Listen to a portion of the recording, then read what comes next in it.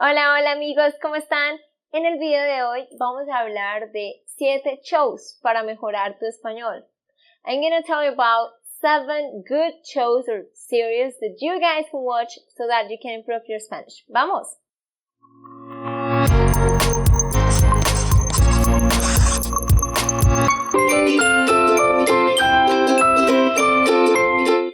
Okay guys, so if you really want to improve your Spanish, one of the best ways is to watch television in Spanish or shows like the ones that I'm going to suggest to you, or movies. But one recommendation, please watch the shows or whatever you watch in Spanish and put the subtitles in Spanish as well. Try not to use English subtitles because that really is kind of distracting. So you'll find yourself like reading the subtitles. So at the end you're not really like paying attention to what is being said. So that just for you to keep it in mind, okay? Número 1. Destinos. If you guys are looking for specific accents, dialects, like from Argentina, Mexico, Puerto Rico, or Spain, then this show is perfect for you. It's about a lawyer that is called Raquel, and she has to like trying to find out something about someone's secret. She has to travel to all of these 4 countries. So she goes to Mexico, to Puerto Rico, to Argentina, and to Spain. So obviously he has conversations with different people, and you can hear the different accents, the different expressions. So that's a really good one in case you're looking for that specifically. Let's see the facts about it. Okay guys, let's talk about the pros and cons of this show. Pros. Clearly spoken Spanish from all over Latin America. Purpose to teach Spanish through the story. And it is 52 episodes long. The cons. Older series and at times it shows its age. Not recommended for high, intermediate, and advanced students. This series is mostly for beginners or low intermediate students. Okay guys, so after the pros and cons, let's see a little bit of the trailer. Hi, welcome to Destinos. Here's a review of everything that's happened so far. Everything starts with this guy, Don Fernando. All you really need to know about him is that he's mal, muy mal. He lives in La Gavia, which means the seagull, which is in Mexico. Número 2. Esta serie se llama Extra. It is recommended for beginners, people that is just starting to learn Spanish. I really enjoyed, even though I speak Spanish, I really like that series. It's very similar to the Friends series in English. It's basically the same thing. It's about a guy that goes to live in Spain in an apartment with 2 girls because he wants to learn Spanish. So basically the whole show is about him being corrected by these 2 girls and them teaching him like new expressions. And so it's basically about his journey learning Spanish in Spain. So of course you'll see words and expressions that are for a basic level. So let's see the facts about this and then we're gonna watch the trailer. Okay guys, so let's have a look at the pros and cons. Pros. Spoken in slow, easy to understand Spanish. It has the purpose to teach Spanish through the story. 13 episodes at more than 20 minutes each episode. Recommended for beginners and intermediate learners. And it's extremely similar to the American show Friends, like I said before. And the cons. The show is a little bit cheesy, not very original as it copies the Friends model, but it's still good. Not recommended for advanced students. Obviously, an advanced student would enjoy this because they would already know this. But again, I enjoy it, so I recommend it to you guys. Okay guys, so vamos a ver una parte de esta serie. Let's see a little bit of the trailer. Esta es la historia de Lola y Ana, que comparten un piso en España. Tienen un vecino, Pablo. A Pablo le gusta Lola y a Ana le gusta Pablo. Y así. Okay guys, so this one extra, you find it in YouTube, so don't forget to check it out. Now let's go to número 3. Isabel. So this one is for advanced and intermediates. It's based in the real life, in the life of Reina Isabel I de Castilla, Queen Isabel I from Castilla in Spain. So the show is about how she had to fight for the throne, because back then women were not supposed to be queens. They were supposed to be just wives or housekeepers. So it's a really interesting story, and again, it's based on real life. So it's about all that she has to do and what she has to struggle with. Vamos a ver los pros and cons. Okay, so the pros. It's high-budget Spanish TV show, spoken with Spain dialect, recommended for high intermediate and advanced learners, 3 seasons with 39 episodes, available on Netflix and Hulu. But the cons is that it's hard to follow without subtitles. Yes, a little bit.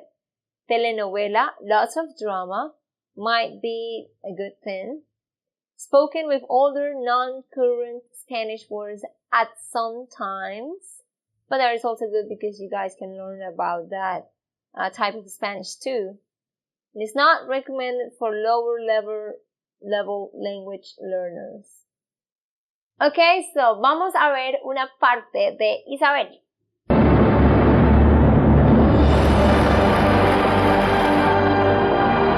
Hay tiempo que perder. Chacón, preparadlo todo. ¿Una mujer reina de Castilla? Ruego a Dios que no permita tal barbaridad. Su nombre era Isabel. Okay, número 4. El tiempo entre costuras. This show is spoken with Spanish from Spain, and it's also based in real life. And it's about the story of a young woman that had to leave Spain when the Civil War came. And she goes to a new place, and it's about how she manages to create her own business. What she did was manufacturing fabrics and clothes. So it's like the story of her success, basically. And again, it's in Spanish from Spain, so if you're looking for that, this is a really good one for you. Let's go and see the pros and cons.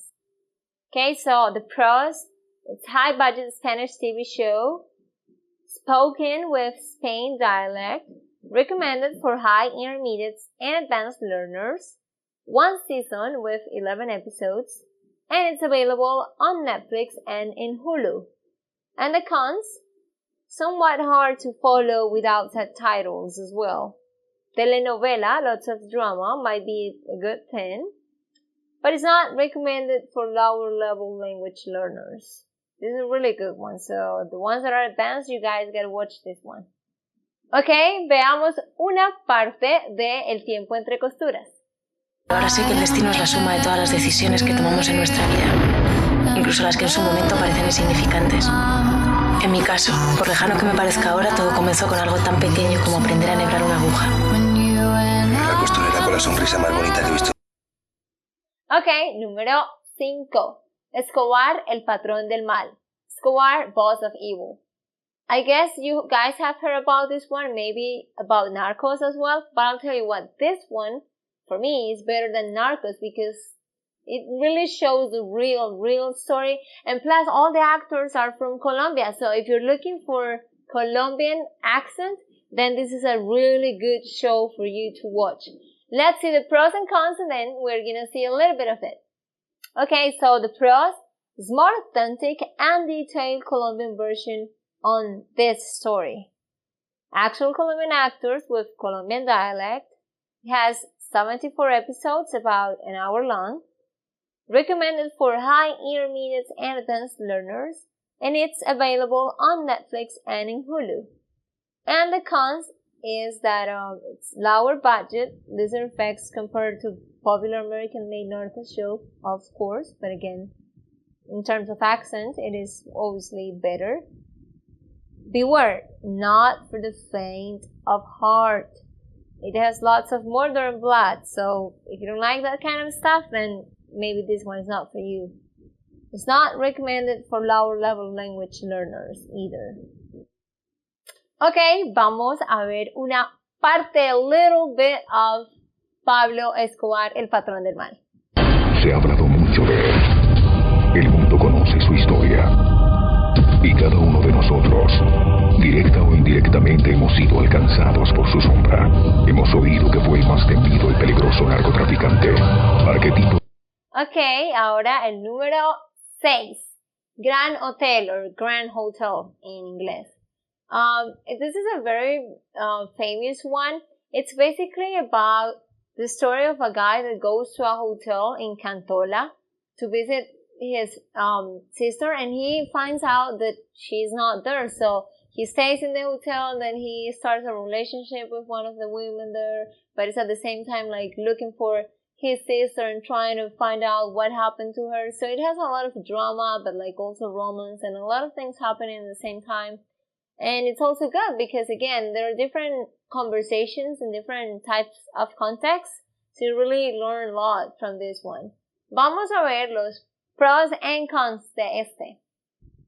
Okay, so the pros is a high-budget Spanish produced show, spoken with Spain dialect, 3 seasons long with 39 episodes, recommended for high, intermediate, and advanced learners, and it's available on Netflix and Hulu.